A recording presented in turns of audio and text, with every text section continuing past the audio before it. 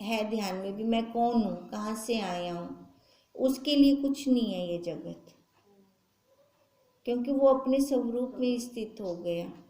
उसको ये सृष्टि अकारण दिखती है, और जिस अज्ञानी को अपने वास्तव स्वरूप का प्रमाद है उसको कारण कार्य सृष्टि भासित होती है।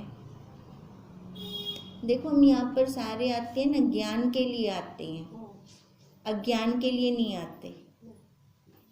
अज्ञान लेने की कोई चीज भी नहीं है, वो स्वतः है पे, है ना, शुरू से ही अज्ञान है। अब इकट्ठे हुए हैं तो ज्ञान एकत्रित करने।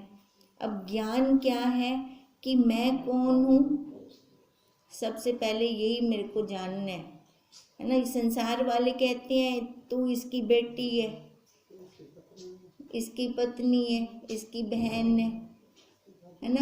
ये नहीं है, वो संसार वालों ने जन्मा दिया। अब उससे दुख नहीं खत्म हुए जो संसार वालों ने जन्माया हमें। अब हमें जानना है कि जिससे हमारे दुख खत्म हो। अब दुख खत्म करने के लिए मेरे को ये जानना है, असली जानना है कि मैं कौन हूँ। क्योंकि पति पत्नी बहन नानी दादी भाभी ये यहाँ पर है, यहाँ से तो कुछ निकल नहीं रहा सार। अब सार निकालने के लिए तो वो हमें यही बता रहे हैं कि अपने स्वरूप का तो प्रमाद ना कर, हम तो जो है वास्तव में तो उसको जान। अब वो हमें गुरुदेव ही जन्मा रहे हैं। मैं वास्तव में ना किसी की नानी हूँ, ना दादी हूँ, ना भाभी हूँ, ना बहन हूँ, ना पत्नी हूँ, ना माँ हूँ। वास्तव में मेरा जो स्वरूप है वो मैं स्वयं जानती हूँ। अपने आप को जान सकते हैं ना हम, किसी दूसरे को नहीं जान सकते। अब जो मैं अपने आप को जानती हूँ तो ये सारा खत्म होकर अपना एक अद्वितीय रूप रह जाता है। वही अपना अद्वितीय रूप ही मैं हूँ। अगर इसको जानते हैं तो फिर प्रमाद नहीं है। अगर इसको नहीं जानते तो सबसे बड़ा प्रमाद है। अपने प्रमाद के कारण फिर कार्य भी है, कारण भी है, और कार्य और कारण में दुख है जो हम लेना नहीं चाहते। हम चाहते हैं कि हम आनंदित रहें। आनंदित रहने के लिए ये कारण कार्य सृष्टि जो भासित हो रही है इसे खत्म करनी है। अब ये कैसे खत्म होगी, कैसे? विचार करेंगे, नहीं तो कार्य कारण तो है ही है। ये बच्चे मैं इनकी माँ, ये तो है ही है, पर वास्तव में नहीं है। ये वास्तव में मैं खुद स्वयं स्वरूप हूँ। अब स्वयं स्वरूप को जब देखते हैं तब न कारण बनता है न कार्य बनता है। हे राम, वास्तव में एक ही अनुभव आत्म सत्ता है, खाली बस वही। अब माँ ने जान लिया कि बच्चे मेरे नहीं है, मैं इनकी माँ नहीं हूँ, ठीक है। अब वास्तव में क्या है, वही आत्म सत्ता, ठीक है। अब बच्चे भी जान जाएं जब ये कि ये मेरी माँ नहीं है, मैं इनका बच्चा नहीं हूँ, तो वो भी वास्तव में क्या है, वही ब्रह्म रूप। अब सारे जब ऐसे जानेंगे, अपने आप जानेंगे, अपने आप को जानेंगे, तब यहाँ से छूट पाएंगे। और अगर कार्य कारण में घूमते रहे फिर छूटना नहीं है। जैसा जैसा अनुभव में संकल्प दृढ़ होता है उसकी ही सिद्धि होती है, और जिसका तीव्र संवेग होता है वही होकर दिखता है। अब तेज संकल्प किसका है, वही ऊपर रहेगा, और वैसी ही सृष्टि बन जाएगी आगे हमारी। स्वयं संवेद है, स्वयं संकल्प है, स्वयं संवेद। स्वयं संवेद, हाँ, तीव्र संवेग, जिसकी तीव्र कल्पना होती है, जो अच्छा संवेद है, संवित नहीं है। हाँ हाँ, कहते हैं संवेग ये है, अच्छा, वास्तव में एक ही अनुभव आत्म सत्ता है। जैसा जैसा अनुभव में संकल्प दृढ़ होता है उसी की सिद्धि होती हाँ है, जी, संवेदन है। और जिसका तीव्र संवेग होता है हाँ जी, ना, जो ज्यादा इच्छा प्रबल होती है हमारी, हाँ जी, वही होकर हमें दिखता है। इसमें कुछ संदेह नहीं है हाँ कि कल्प वृक्ष के पदार्थ संकल्प की तीव्रता से प्रत्यक्ष होते हैं। हाँ, कल्प वृक्ष के पदार्थ कैसे हमें मिल जाते हैं? जैसा बनाओ वैसा बन जाता है। अपना संकल्प जो तेज होगा, संकल्प से बन जाता है, संकल्प से बन जाता है। जो अपना संकल्प दृढ़ होगा वैसा हमें प्रत्यक्ष दिखेगा। दिखता है। तो उन्हें किसका कार्य कहिए? अपना हो गया ना। यदि जगत किसी कारण से उत्पन्न होता तो महाप्रलय में भी कुछ शेष रहता। अब महाप्रलय देखो, जब सुषुप्ति आ जाती है तो महाप्रलय ही तो हो जाता है। सुषुप्ति में, ध्यान समाधि में कुछ नहीं रहता। फिर नहीं तो ये तब भी होता, जब गहरी नींद में आ जाते हैं तब भी कुछ नहीं होता। अब इसका मतलब ये सत्य नहीं है ना, जो चला जाता है तो सत्य ना हुआ ना। ऐसे अग्नि के पीछे राख रह जाती है, पर जगत के पीछे तो कुछ भी नहीं रहता। अग्नि के पीछे लाविता राख रह गई ना, जब वो अग्नि गई कोजिता छोड़ गई, है ना। अब ये तो कुछ भी नहीं छोड़ता जब चला जाता है। मुझे यही आ रहा था कि मोमबत्ती की उदाहरण, मेरे को 2 दिन से पहले यही आ रहा था कि मोमबत्ती है खुद चली जाती है, प्रकाश दे जा रही है, रहता कुछ नहीं, रहता कुछ भी नहीं। अब यही देखो, ऐसे ही अगर जगत कुछ होता तो कुछ तो रहता, इसका मतलब नहीं है कुछ भी। जैसे स्वप्न की सृष्टि जागने पर कुछ नहीं रहती, वैसे ही महाप्रलय में जगत का शेष कुछ नहीं रहता।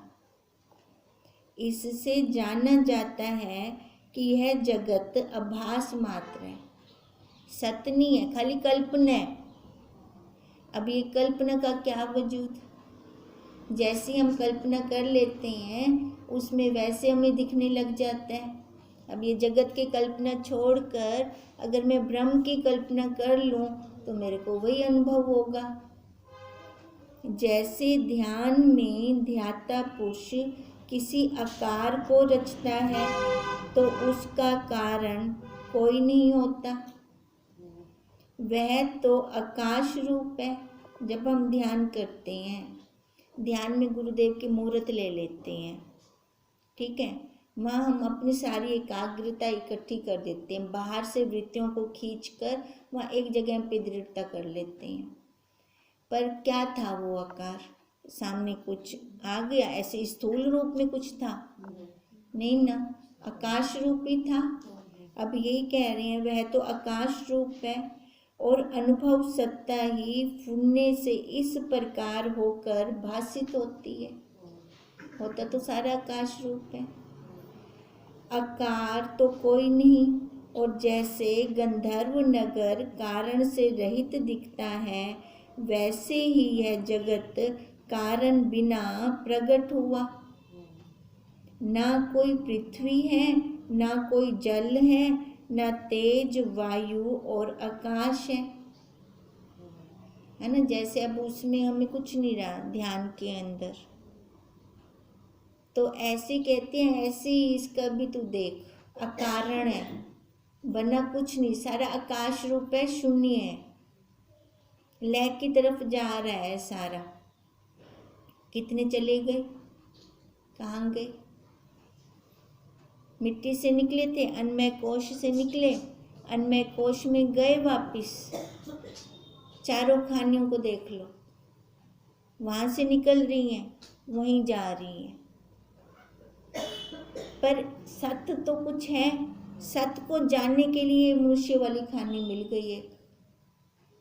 इसको जब हम जान लेंगे तब हमारा छुटकारा हो पाएगा, नहीं तो फिर निकलेंगे फिर लय होंगे, फिर निकलेंगे फिर लय होंगे। अब उसको लय भी शब्द नहीं कह सकते, लय भी नहीं कह सकते उसको।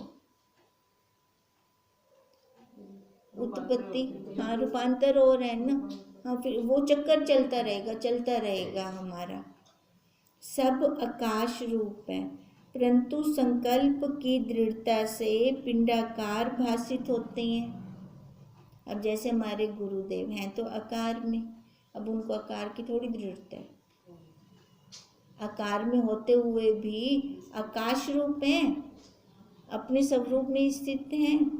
हे राम, जब मनुष्य मर जाता है तब शरीर यहीं भस्म हो जाता है, तो उसका मतलब शरीर की तो कोई वैल्यू ही नहीं है, वैल्यू उसकी है जो गया।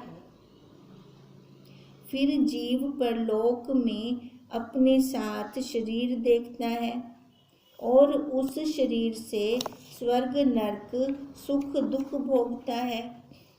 अब परलोक में जैसे ही शरीर से बाहर आ गया, उसका परलोक हो गया। अब यहाँ परलोक में क्या देख रहा है फिर?